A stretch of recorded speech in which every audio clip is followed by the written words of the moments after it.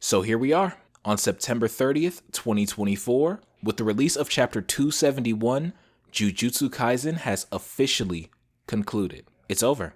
Jump and Shueisha have been doing some events recently, and JJK has been featured in almost all of them, but we haven't heard not one peep, not one whisper, not one rumor, nothing relating to a sequel series or a spin-off following one of the characters, nothing like that. And honestly, with the way the last 5 chapters concluded, I wouldn't hold my breath. Like, it's to the point where I would genuinely be shocked if we get anything. Even something simple like an epilogue chapter or a 10 years later one-shot, I'd be surprised if we get anything like that anytime soon. It seems like Gege's been over this story for a while now. I have a theory as to why that is, but I'll get to it later. There were several moments throughout the story where you could really tell Gege wanted to go big, grander, maybe more global, but he had to rein it in, either due to his declining health or editorial mandates, or maybe there just wasn't enough time.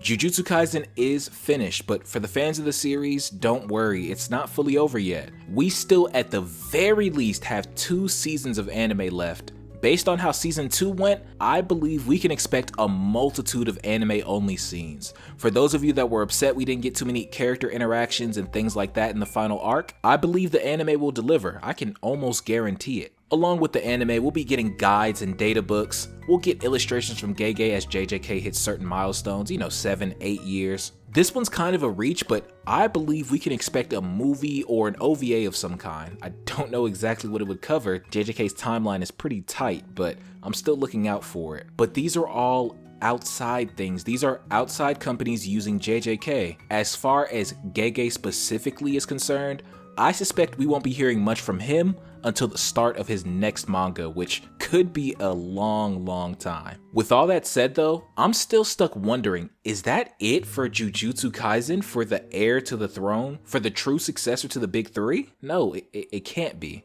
Oh, right, you don't even know what you're looking at. Well, let me show you the full view.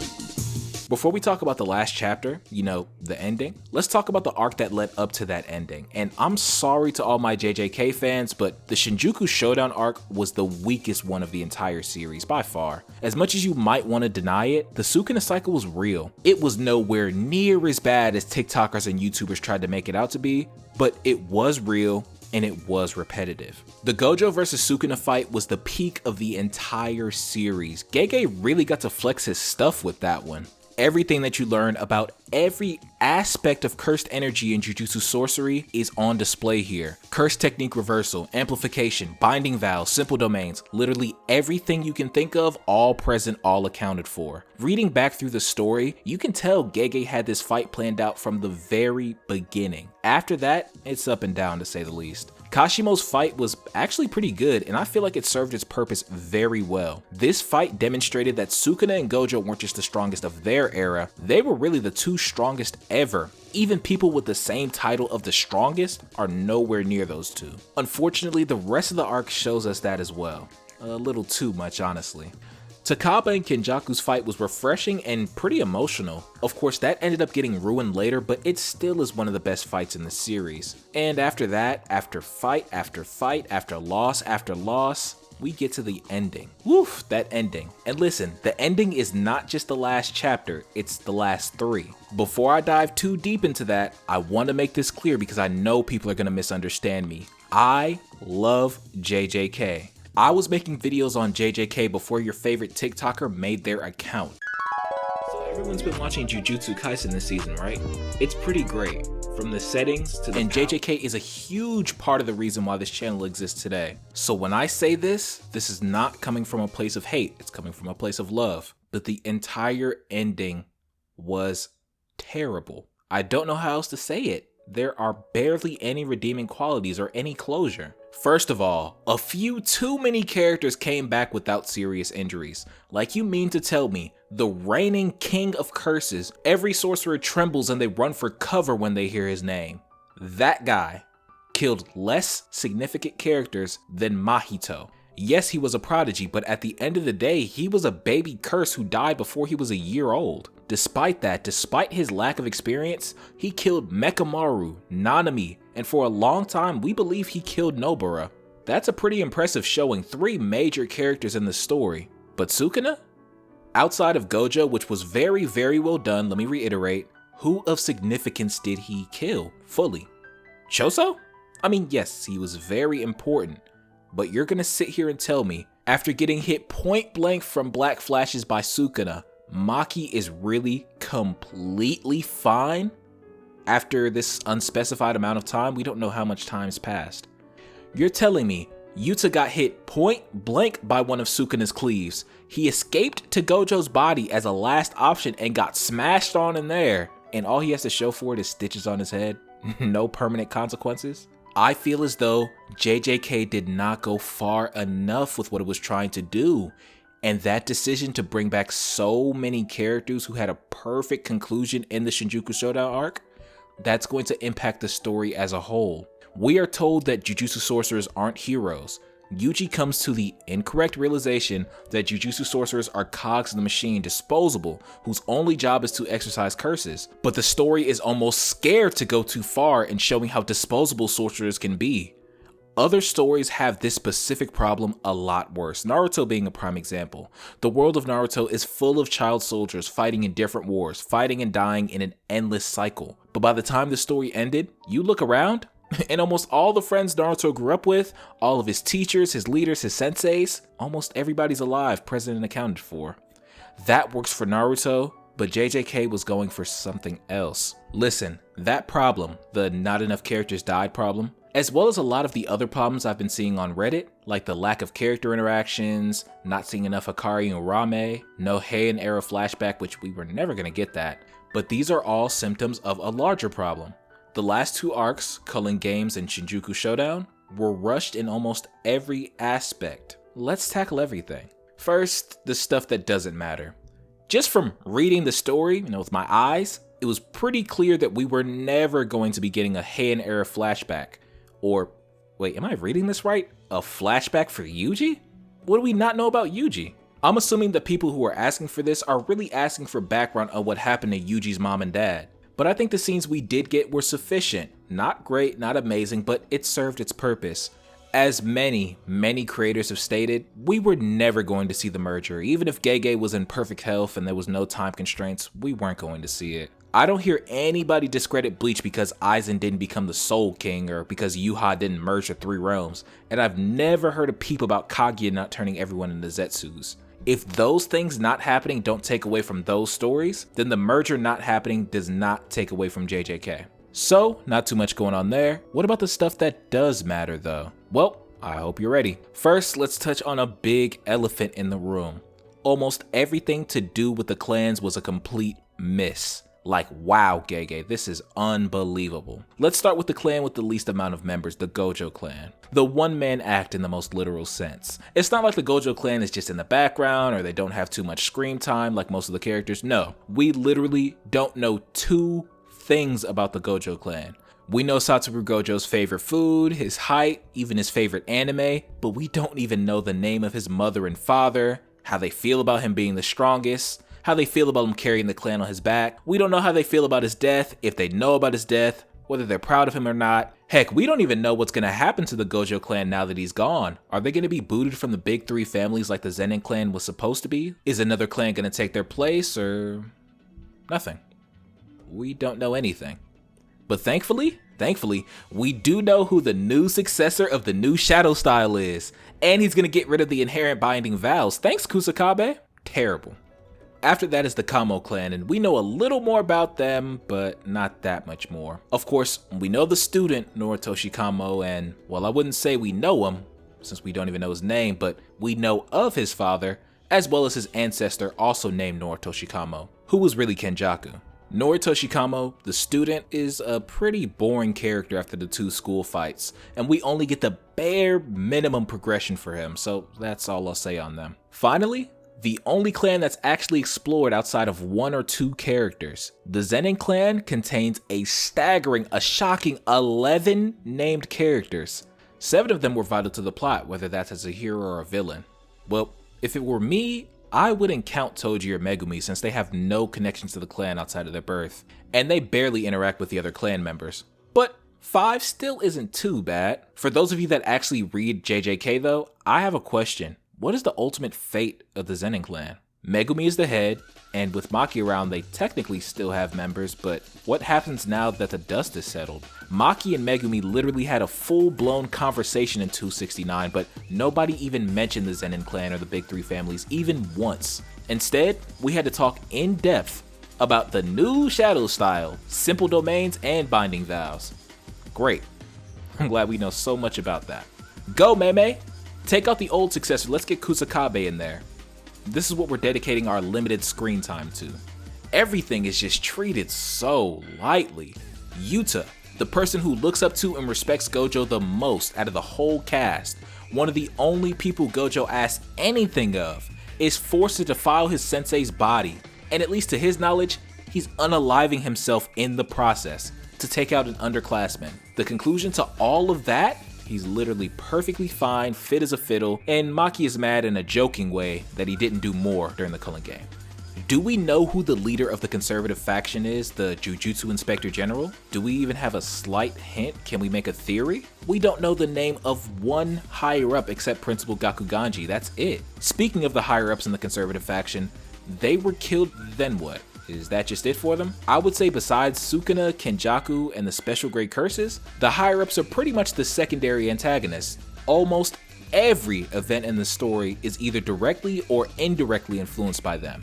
The orders are handed down from the higher-ups to Principal Yaga to send 2 students on a mission to protect the Star Plasma Vessel, inadvertently causing the chain of events that let Kenjaku take Geto's body. The higher-ups sending Gojo on a mission and having our main trio fight the special grade curse wound by themselves causes Yuji to end up dying the first time, causing him to accept I can keep going easily. I can easily pull out 5 more significant examples of major events that they influenced or that they directly caused, but we know nothing about them. But luckily, we know about the successor to the new Shadow style, and in addition to that, we get to see this random character nobody cares about apologize. Some of you will say, well, that's how life is. In real life, you won't get the answers to all your burning questions, no matter how bad you want them. Sure, that's life. But am I watching a documentary or am I reading a piece of fiction? What does real life have to do with good writing? And either way, that incompleteness doesn't fit with the themes of JJK. Let's discuss the themes very briefly, speaking of that. Jujutsu Kaisen is about a lot of things, like really a lot. Of course, the things that stand out to me the most are the traditional versus progressive factions, ideas about what reform should look like, being a woman in a male-dominated space, but there's so much more. That's part of what makes it special. JJK is as deep or as shallow as you want it to be. If all you want is a battle shonen with cool powers, it fits that role perfectly right from the beginning. But if you want a story depicting loneliness, sorrow, hopelessness, the price of power, and so many other things, JJK can be that too. Did you notice something when I was going through the themes? None of them have anything to do with incompleteness or wrapping up the loose ends. It doesn't fit with the themes, it doesn't fit with JJK's Buddhist inspirations, nothing. With all of that said though, I would say Gege deserves 40% of the blame, maybe even less. Do not get me wrong though, even with the time constraints and even with the medical issues he was experiencing, which I heard were pretty severe, but even with all of that, Gege could have stuck the landing way better. Or If he truly couldn't because he wasn't physically able or because he didn't have the time, then Shonen Jump should have assisted him as they've assisted other authors in some type of way. Yes, there were breaks between the last 5 chapters, but still, maybe it should have been released on a bi-weekly schedule, or maybe JJK should have been put on a hiatus to give Gege the time he needs to wrap up the story properly. This is going off topic a little bit, but who decided the story should wrap up in 5 chapters anyway? It obviously needed at least double that, at least. Was it Gege himself? Maybe an editor pushed him to wrap it up?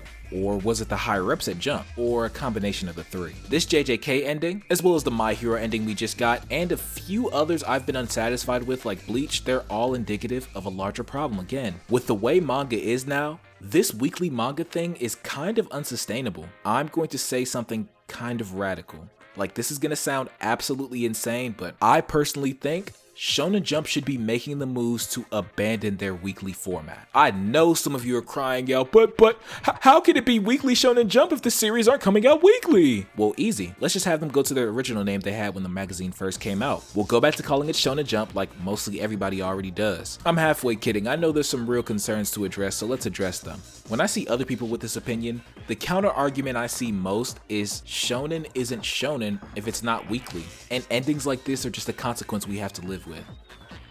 Out of the gate, we know that's a stupid defense. Hunter x Hunter, the quintessential shonen manga, hasn't been weekly since what, 2006, 2007? Are you gonna tell me that's not shonen? Is Black Clover not shonen? D. Gray Man? I can go on forever.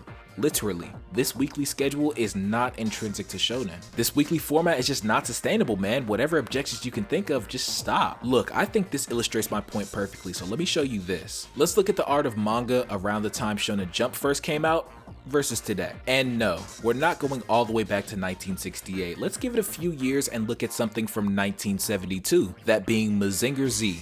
A classic I discussed briefly in my Big 3 video. Make sure to watch that if you haven't seen it. We're not here to point and laugh, nothing like that. I genuinely love this manga. The art is really good and the designs of the mechas and the monsters are revolutionary. There are shows that come out today that copy and pay homage to this series. With all that said though, I mean, look at this.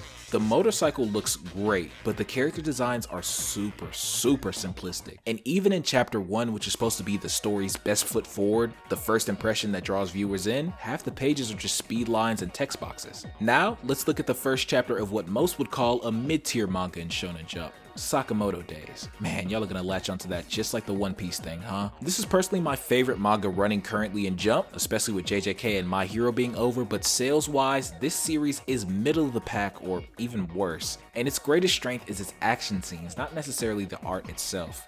But even with that, look at the details in the background, the details on the characters, and especially this action. If you asked a mangaka in 1970 to draw something like this, they'd probably explode. But this is what manga is now. This is the norm, this is what's expected. In fact, most shonen manga look better than Sakamoto Days on a week-to-week basis. Being completely honest with you, some of the best art I've ever seen in my entire life came out of Weekly Shonen Jump. I am not exaggerating. You can grab any panel from One Punch Man or Chojin X and put it in a museum, I promise it's on the same level. I say all of that to say Shonen Jump has evolved past the need for weekly manga. I think there are enough high-level mangakas out there to have 20 series running at the same time. 10 one week and 10 the other alternated. Of course, we could probably do more and split it evenly, but I'm not the first one to propose Shonen Jump should move back to bi-weekly, and one of the main complaints I've seen for that is, how is that going to work with the physical magazine? Easily, not that much would change at all actually. Instead of printing a magazine every week with new chapters of the same mangas, you alternate weeks, 10 one week, 10 the next week, and keep going like that. A format like that might actually encourage readers to check out different stories they usually wouldn't. In all honesty, they need to get rid of the magazine too. Let's just drop everything on Jump Plus. Keep selling volumes, merch, keep everything else the same, but the weekly magazine can go. Based on what I see in anime, it almost seems like it's part of Japanese culture to pop in a convenience store and grab the latest issue, but we live in a digital world now. And besides, you can't read Spy Family, Hell's Paradise, Dandadan, or Chainsaw Man Part 2 in the weekly magazine. These 4 series, but especially Spy Family and Chainsaw Man, are the heaviest hitters Shonen Jump has, besides One Piece, and you can only read them online. They're already transitioning away from the physical media. After all that, The only argument that's left is one about tradition. They've always done that. They've always done weekly manga, they've always done physical, and it's always worked. Almost every manga in a top 10 most popular or top 10 best-selling list in a year is published in Shonen Jump. So why should they change now? That is a completely idiotic argument, not just talking about anime or manga, but in general. Shueisha and Shonen Jump have long since abandoned any of the traditions you're talking about. Those days are over. You know, I'm not surprised at all by JJK's ending. As a creator, as a writer myself, and knowing what little I know about how Jump operates, I know the JJK that we know and love today is probably nowhere near the vision he originally had for it when it was first greenlit. But Gege is such a master of his craft. He turned this story that was changed so much from his original vision into something incredible. For months and months, fans across the world counted down the hours until the chapters were released. They devoured them, released countless edits, theories, fan art every time a new character or technique was introduced. Besides maybe One Piece, I've never read a story with unlimited potential like this. It feels like anything could happen at any second. Anybody could awaken or get into the zone and hit a black flash or make some binding vow and turn the fight around. But Gege got fed up with it. But even in the worst, most rushed arc in the story, we still got some of the best moments of the entire manga. Sukuna versus Gojo, the whole fight. Yuta saying that Gojo is a human too. And Yuji and Sukuna and Yuji's domain are my favorite moments. It feels like what the whole manga was building up to, but I wanted more. I'm happy almost the entirety of the main cast got somewhat of a happy ending, but I wanted more, and I expected more. I'm sorry, Gege, you made my expectations this high with your masterful writing ability. I'll be tuning into your next work, but the whole time I'll be wondering, is that really it for JJK? Wow, that's gonna do it. Thank you for watching. This video was a lot more emotional and a lot more personal than a lot of the other videos I put out, I'm sure you can tell. I'm not joking, JJK is something near and dear to me. This is something I really care about. So for it to turn out like this, it is pretty disappointing. But I hope you enjoyed the video. Make sure to like, subscribe, comment, click the notification bell to get notified when I upload new videos. Make sure to vote on the polls, man. Come on, vote on the polls, man. And do one thing for me if you don't mind. Make sure to watch more anime.